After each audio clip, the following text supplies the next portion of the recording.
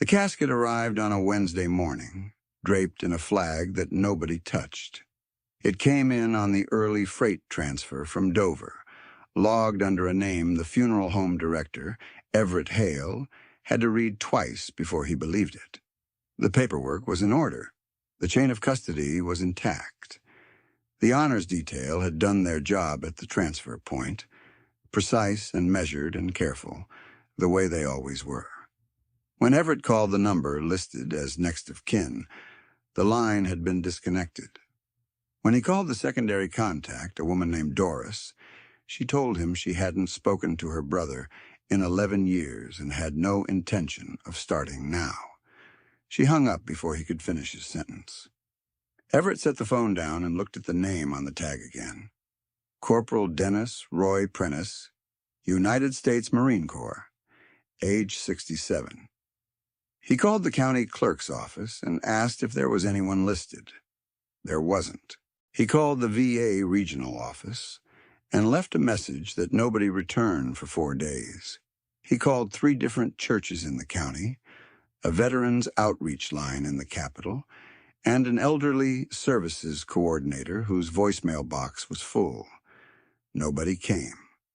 Nobody called back with anything useful. The casket stayed in the receiving room of the Hale family funeral home in Delacorte, Tennessee, under fluorescent light and a flag that had been folded and refolded by hands that cared, sitting in a room where the temperature was kept precisely 68 degrees. 9 days passed. If you believe that the people who carry the most weight are often the ones nobody notices carrying it, stay with this story. And if you are new here, consider subscribing and turning on the bell, because these are the stories that stay. The dog found the funeral home before the Marine did. Gideon Marsh had been driving the same blue pickup since he mustered out, a '98 Ford with a cracked dash and a heater that worked on all temperatures except the one you actually needed.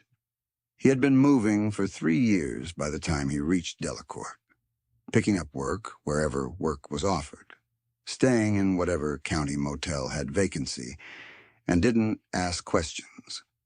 The dog, a German shepherd named Cass, rode in the passenger seat with her head resting on the doorframe, watching the country scroll past with the attentiveness of someone who expects the landscape to say something important at any moment. Gideon was 41 years old, 6'2", and built like a man who had carried weight in cold places for a long time. His hair was short and dark, threaded through at the temples with the first gray of someone who had earned it before his time. His face carried the particular quality of a man who had stopped smiling reflexively and now only smiled when something was actually worth it, which gave his expressions more weight than most. He had a scar along the right side of his jaw from a piece of corrugated metal that caught him during flood relief work in the Gulf 12 years ago. His eyes were the color of shallow creek water in November, pale and still and constantly moving. Cass was working-line German shepherd, large and dense and serious about it, 80 pounds of muscle that moved with a kind of deliberate efficiency, like she was calculating the exact amount of energy required for every action and spending only that. Her coat was sable, a deep reddish-brown darkening to near black along her spine and the top of her head, with a pale cream chest and inner legs. She had a small nick in her left ear where a chain-link fence had caught her during a training exercise 5 years prior, and a habit of placing her right paw on the dashboard when she wanted Gideon's attention that she had arrived with already formed and that he had never tried to break. She wore a plain black nylon collar, no vest, which suited the kind of work they had been doing since leaving service, which was mostly the quiet kind. They were passing through Delacorte because it was on the road north, and Gideon needed an oil change and a meal that wasn't from a gas station bag. He pulled into the service station on Millbrook Road at 9:30 in the morning and left Cass in the truck with the windows down while the attendant worked. He walked across the street to the diner called Patsy's, which had a handwritten sign in the window that said, "Open 6 to 2, and a smaller handwritten sign below it that said, "No exceptions." He was on his second cup of coffee when he heard the man at the counter mention the funeral home. The man was somewhere in his mid-60s, heavyset and deliberate in the way he moved, with white hair cut short and hands that looked like they had poured a great deal of concrete in their time. His name, Gideon learned from the waitress who called it when she brought his order, was Dale Pruitt. He was talking to the waitress and to a younger man 2 stools down, and he was not trying to be quiet about it. 9 days, Dale said. 9 days, and that flag has not been touched by anyone who has a right to touch it. The waitress, a woman named Fay, with the expression of someone who had heard all the local sorrows but hadn't grown numb to them, refilled Dale's coffee without being asked. The VA still hasn't responded. Everett got a form letter yesterday. A form letter? Dale's jaw tightened visibly. Dennis Prentice served 2 tours, and they sent a form letter. Gideon set his coffee cup down. The name moved through him the way cold water moves through a crack in stone. Not fast, not dramatic, just finding every space there was to fill. He had known a Dennis Prentice. In Anbar Province, in the second tour, there had been a Prentice in the adjacent unit, a mechanic who could fix anything with anything, who kept a photograph tucked inside his helmet liner, who had a way of going very still and looking at something for a long time before speaking, which everyone eventually understood meant he was about to say something worth hearing. Gideon had not known him well. They had shared a fire barrel during a cold night between operations, shared a meal once, shared the particular silence of men who had been in certain places and come out carrying certain things. He had not seen or heard of the man in more than 15 years.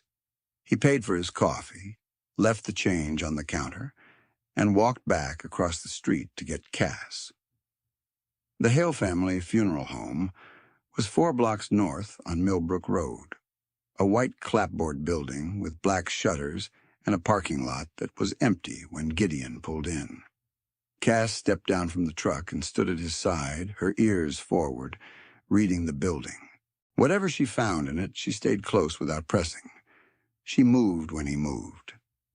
Everett Hale was in his late 50s, slight and careful, with the manner of someone who had spent a long career managing the emotional weight of strangers and had not let it make him hard. He came to the front door when Gideon knocked and studied him for a moment with the professional patience of a man who had learned to give people time. "I heard someone talking at the diner about a veteran," Gideon said. "Dennis Prentice." Everett looked at him more carefully. "Did you know him?" "Not well. We served in overlapping time. I want to know if you found family." "We have not," Everett said. He looked at Cass for a moment, who was sitting neatly beside Gideon's left boot, watching the funeral director with the composed attention she gave to people she was still deciding about. "There's a sister in Knoxville who's made it clear she won't come. The VA has been unresponsive. We have a timeline issue because state law doesn't allow indefinite holding, and the county is going to need to make a decision at the end of the week." Gideon understood what that meant. A veteran in a flag-draped casket buried in a county plot, with a small marker and a ceremony attended by whoever the county sent, if they sent anyone.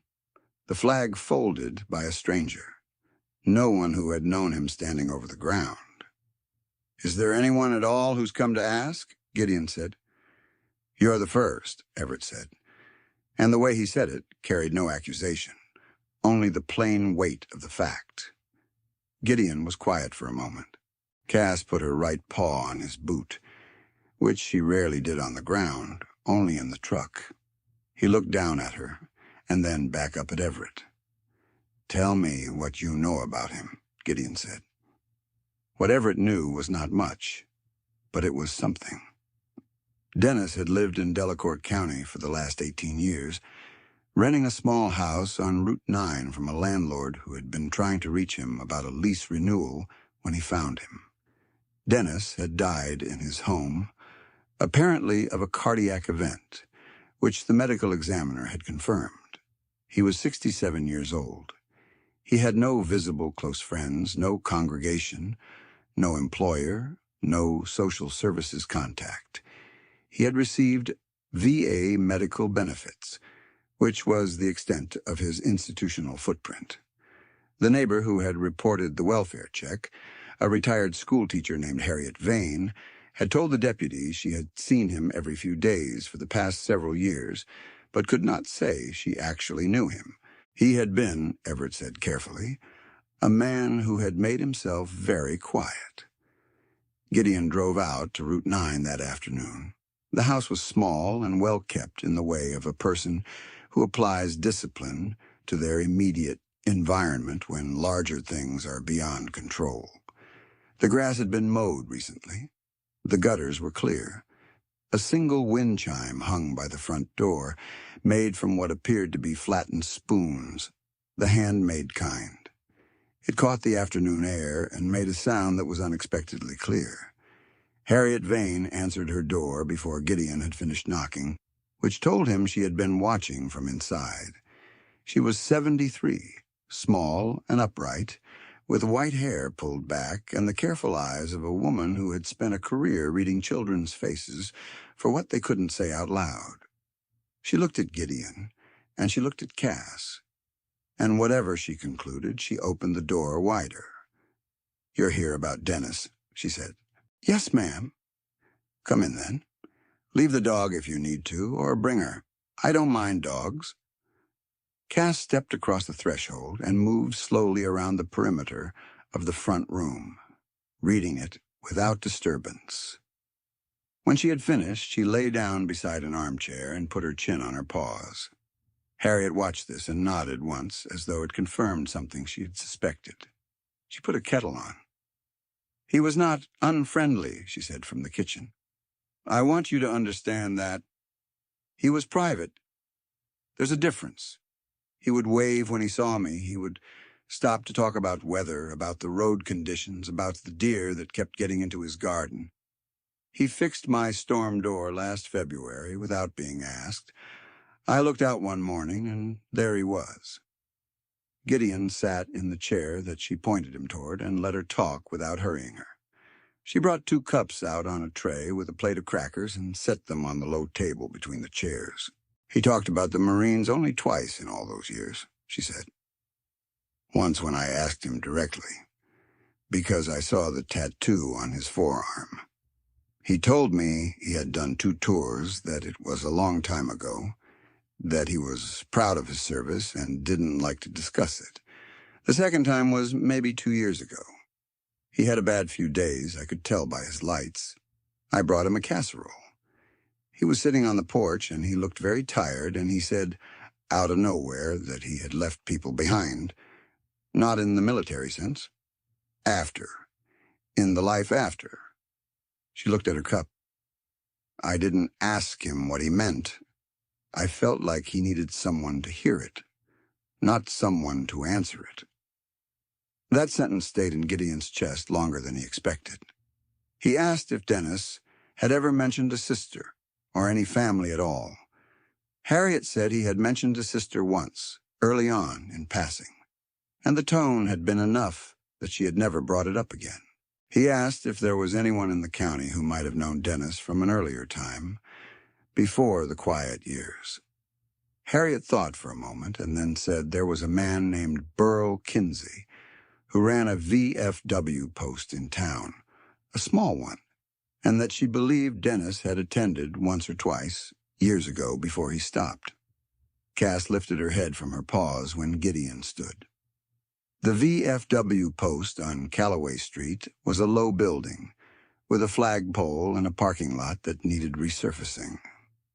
It was 3 in the afternoon when Gideon arrived, and the post was empty, except for a man in his early 70s behind a narrow bar at the back of the room, restocking shelves with the methodical attention of someone who likes things in their right place.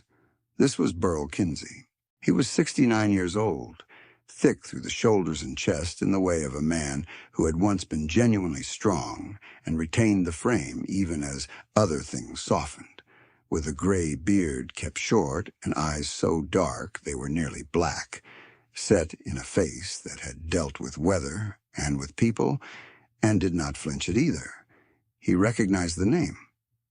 "He came in maybe 3 times, Burl said, setting a bottle down carefully. "Not recently. A long time back. 4 or 5 years after he moved here. He wasn't unfriendly. He just didn't stay." Burl paused. He had the look of someone who had decided the past was past. Did he mention anyone from his service years? Anyone who might still be in contact? Burl considered.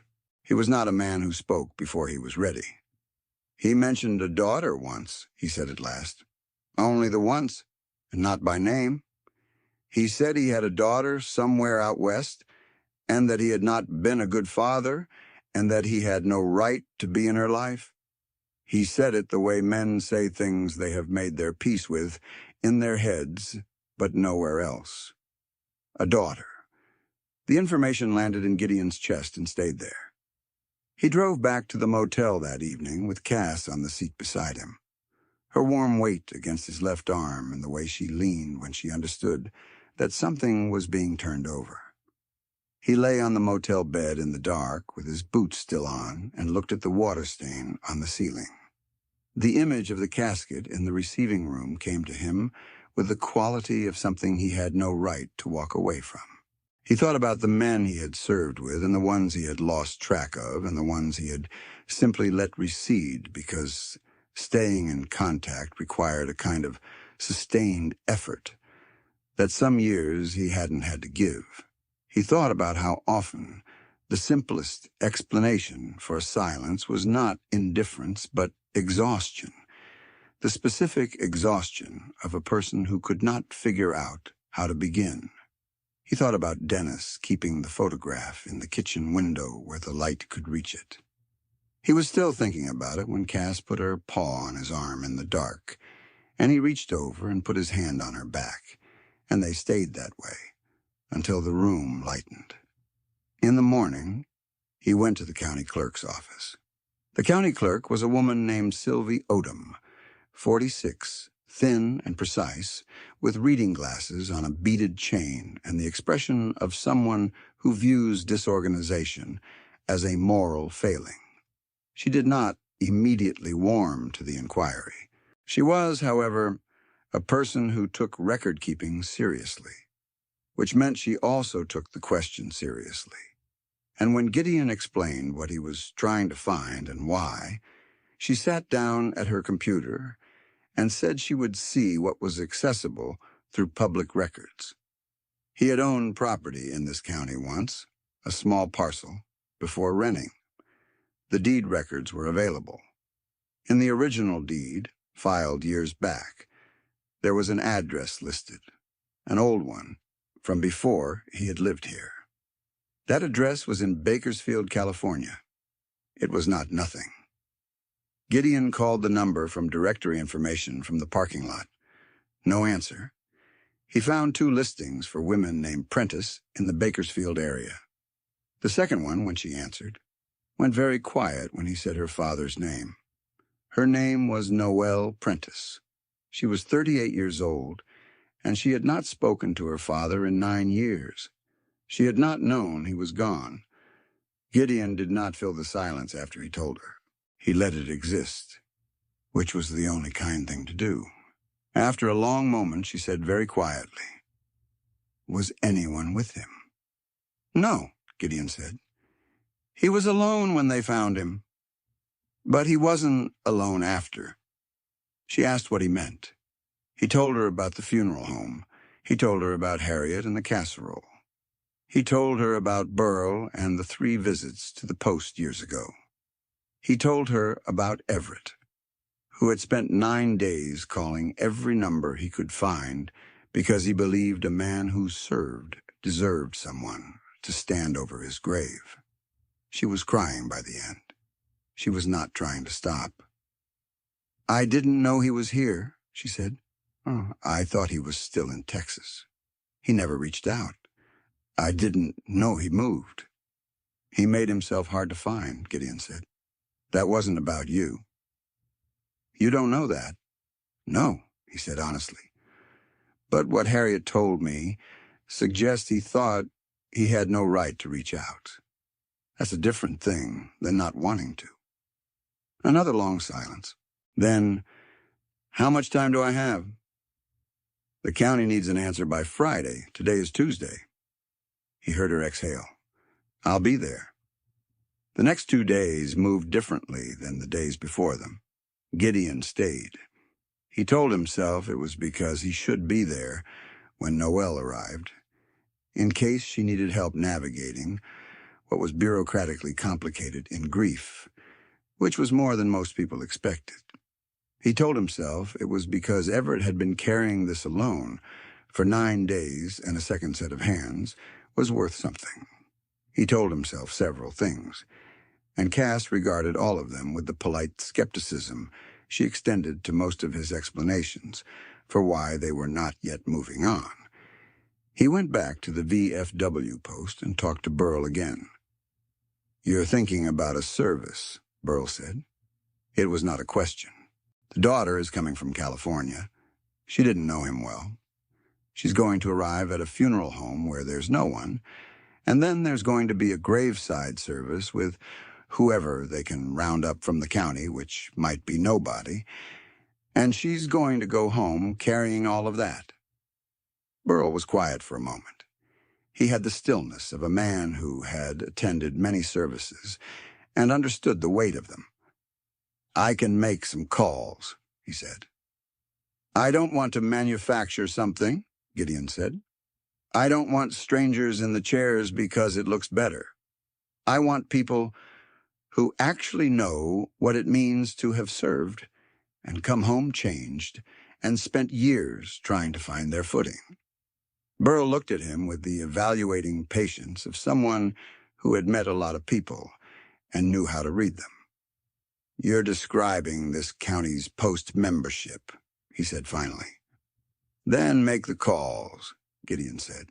Sylvie Odom found the discharge paperwork through VA records she knew how to access in her capacity as clerk, and confirmed that Dennis had served with distinction, that he held a decoration for action during a vehicle recovery under fire in which 2 members of his unit had survived because of what he did, and that the official record was cleaner than the life that followed it, which was often the shape of things.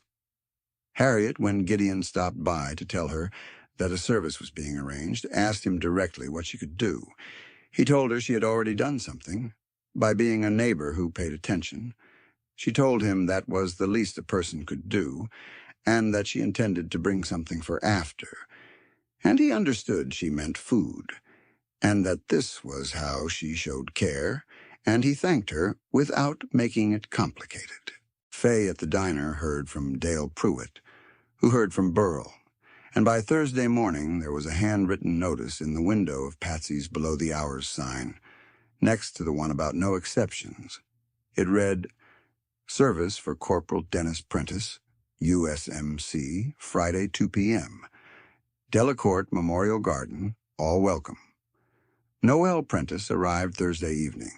She was 38, with her father's stillness and none of his gray yet, dark-haired and pale, with a worn look of someone who had driven straight through from the airport without stopping more than necessary. She was alone. She drove a rented car, and she sat in it in the parking lot of the funeral home for a full 5 minutes before she got out. And Gideon and Cass were there when she did, because Everett had called him when she was 20 minutes out. She saw the dog first. Most people did. Cass was sitting beside Gideon's left leg with her ears forward and her weight settled, not moving toward the woman, only watching. Noelle looked at the dog, and something in her face eased slightly. the way a clenched thing releases when it finds something it trusts. "She's beautiful," Noel said. "She knows a good person when she sees one," Gideon said. "She told me inside 30 seconds. Noel looked at him. Her eyes were her father's, he realized, that same quality of stillness that was not distance but patience. "You're the one who found me. I heard the name at a diner and I recognized it, that's all." "That's not all," she said quietly. "That's a long way from all." He didn't argue. Everett took them inside. He was composed and gentle in exactly the way the situation required, which was the measure of his particular competence. He gave Noel time with the receiving room. Gideon waited in the hallway with Cass lying at his feet, and he listened to the quality of the silence from inside, which was the particular silence of a person discovering the distance between what they had feared and what was actually true.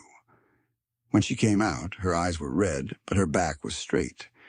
She looked at the flag, which she had been holding, folded back into its triangle. "He would have hated a fuss," she said. "Then it's good the post is small," Gideon said. She almost smiled. "How many people?" "I don't know exactly. Burl made calls. People are coming because they understand something about what it costs to serve and then spend the years after carrying it. Not because they knew him." She sat down on the bench in the hallway and looked at the floor for a moment. Cass got up from her spot and walked over and lay down near Noel's feet, which she had not been asked to do. Noel looked down at the dog. "He always wanted a dog," she said. "When I was little. He always said when we had more room. But we never had more room." She was quiet for a moment. "I didn't understand why he left. I was 12. My mother said he just couldn't stay, and I thought that meant he didn't want us. It took me 20 years to understand those are different things." "They are different things," Gideon said. "I wrote him a letter once, about 4 years ago. He never answered." She paused. "I told myself that meant I had done my part, that I had tried." "You had. But I stopped trying." She looked up at him. "You didn't know him either. You barely knew him at all. You spent 3 days here for a man you shared a fire with once." Gideon was quiet for a moment. Cass shifted her weight against Noel's feet. "I think some things are just worth doing," he said. "Whether or not, there's a reason that makes sense." She held the flag against her chest, and the gesture was the most unguarded thing he had seen from her yet. "I don't know what to do with him," she said. I mean the..." She stopped and started again. "His things. The house. Whether to bring him home or... I don't even know where home is for him. He's been here 18 years. He had a garden," Gideon said. "He made a wind chime out of spoons and hung it by his door. He shoveled his neighbor's walk without being asked. He was here 18 years. I think this might have been home." Noel was quiet for a long time. Outside, through the single window in the hallway, the light was going in the low November way it goes in Tennessee. Not dramatic, just softening. "Okay," she said at last. "Okay." The service on Friday was not large, but it was not small either. Burl brought 9 men from the post, which was more than half the active membership. They were in their 60s and 70s, most of them, wearing the caps and pins and the particular bearing of men who carry something they do not discuss at length. 2 of them had served in overlapping years with Dennis, not closely, but close enough that one of them said quietly to Gideon, before it started, that he remembered a prentice who could fix a 6-cylinder with a paperclip and a length of wire, and that hearing he was gone made him feel the ground shift slightly.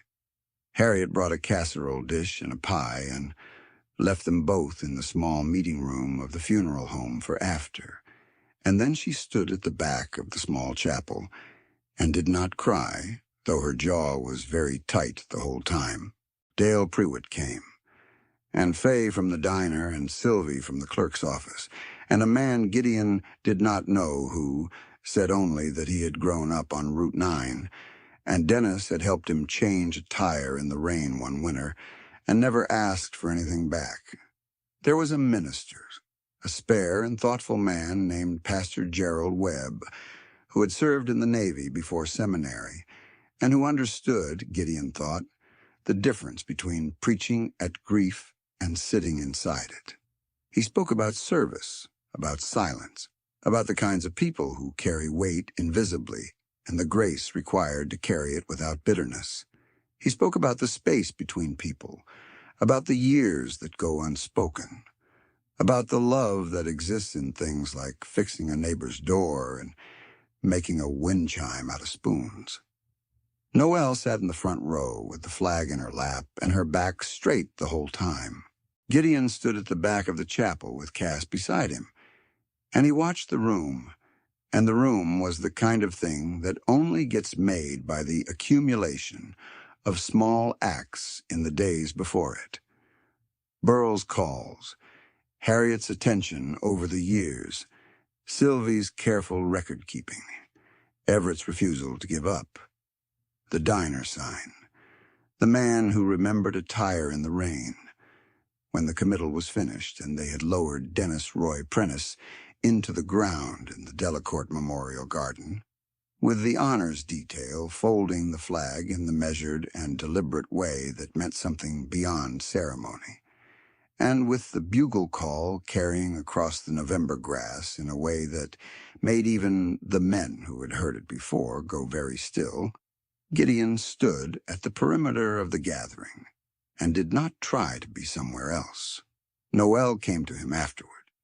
She was holding herself very precisely, the way people do when they are not entirely sure they can hold themselves at all. "Thank you," she said. "You don't need to thank me. I'm going to anyway." She looked at Cass, who was sitting at Gideon's side, and reached down and let the dog smell her hand before she petted her. Cass accepted this with the gravity she gave to most things. "What do you do?" Noelle asked. "I mean, where are you going next?" Gideon looked at the cemetery, at the fresh earth, at the flag now in Noelle's arms. He thought about the blue pickup with the cracked dash. He thought about 3 years of roads that all looked roughly the same after a while. "I don't know exactly," he said. She looked at him steadily. "Do you have anywhere you need to be?" "Not specifically." "Then could you stay another day? I need help with the house on Route 9. I need to go through his things and figure out what to keep, and I don't think I can do it by myself." He looked at her. She was not asking him to solve anything. She was asking for the particular thing that a person sometimes needs, which is someone willing to be in the room with you while you do the hard thing. "Yes," he said. They went to the house on Route 9 the next morning. The wind chime rang when they opened the porch, and Noelle stopped and looked at it for a moment before going inside. The house was quiet and clean and organized in the way of someone who had imposed order on a small space with care. There were no photographs on the walls, which struck Gideon before anything else did, and then he noticed, on the windowsill in the kitchen, a single photograph in a simple frame. A child, maybe 8 or 9 years old, with dark hair and her father's still eyes, standing in a yard he did not recognize, squinting slightly into the sun. Noelle saw it at the same time he did. She crossed the kitchen and picked it up and held it and said nothing for a long moment. "He kept it in the window," she said, "where the light could reach it." Gideon said nothing. There was nothing to say that the photograph hadn't already said. They worked through the afternoon. Cass moved through the rooms with the same methodical attention she gave to any new space, and when she had finished, she lay down in the patch of winter light that came through the south-facing window in the living room and stayed there while the work happened around her. Noelle sorted with quiet efficiency, setting aside what she wanted leaving what could be donated, asking Gideon occasionally what he thought about a particular thing, which was mostly a way of not being alone with the decision. She found, in a box under the bed, a bundle of letters tied with kitchen twine. She sat on the edge of the bed and looked at them for a long time. They were her letters, every one she had ever sent him, unopened but not destroyed, kept and kept and kept, with the bundle retied at some point with new twine, because the original had worn through. She sat very still. Gideon was in the doorway, and he watched her understand what that meant, that he had not answered because he did not know how to begin, not because he hadn't wanted to. And he watched the long story she had been telling herself about her father begin to change shape. Cass got up from her patch of sunlight and walked into the room and sat down beside Noel, without being called. He was going to write back, Noel said. The way she said it was not quite a question, and not quite a statement. It was the kind of thing a person says when they are trying out whether it might be true. I think some people need more time than they have, Gideon said. She was quiet for a long time. Then she set the letters down carefully on the bed and wiped her eyes with the back of her hand and stood up. She stood at the window and looked at the garden, which had the bare resting quality of a garden in November. Plants cut back, but the soil dark and prepared, the kind of garden that expects to be used again in spring. I'm going to keep the house, she said. For now. I don't know what that means exactly, but I'm not going to let it go right away. Outside, the wind chime spoke. They finished in the early evening, and Noel locked the door with the key Everett had given her and stood on the porch for a moment looking at the quiet street. The light was low and amber, and the bare trees at the end of the road were very still. You could come back, she said. She was not looking at him when she said it. If you're going to be passing through. If you need to stop somewhere.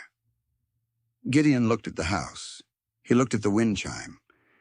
He thought about the cracked dash and the heater, and the roads that looked the same. I might do that, he said. She looked at him then. That's not the same as yes. No, he said. It isn't. Cass pressed her weight against his left leg.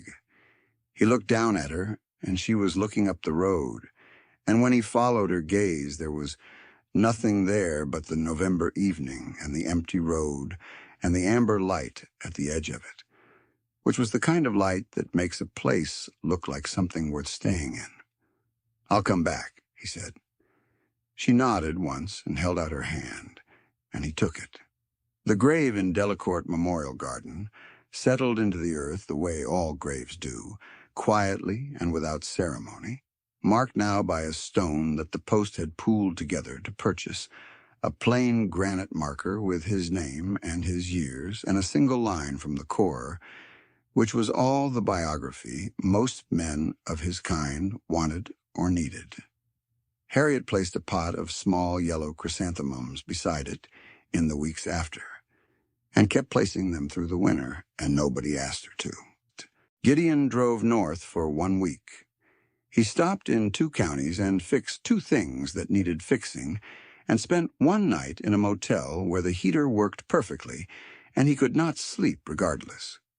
He sat in the parking lot, in the cold, and thought about the photograph in the kitchen window and the letters tied with new twine, and the wind chime that rang every time the porch door opened, which was the kind of thing a man put up because he was still listening for something, even if he was not sure what.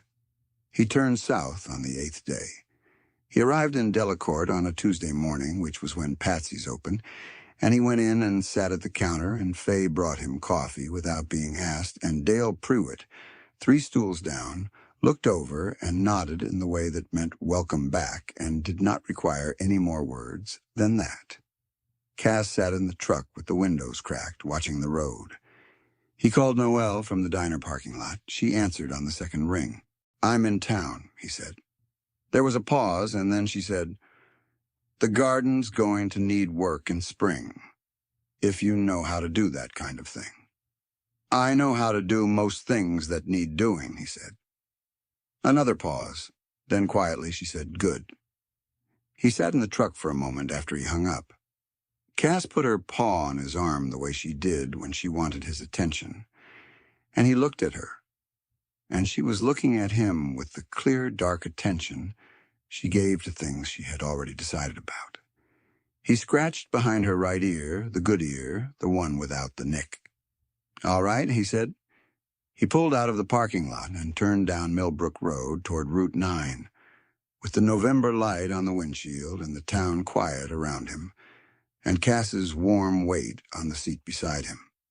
And for the first time in a long time, the road in front of him felt like an arrival rather than a continuation. There are people in this world who move through it quietly and leave small, uncelebrated things behind them. A repaired door, a kept photograph, a bundle of letters with new twine. They do not ask to be remembered.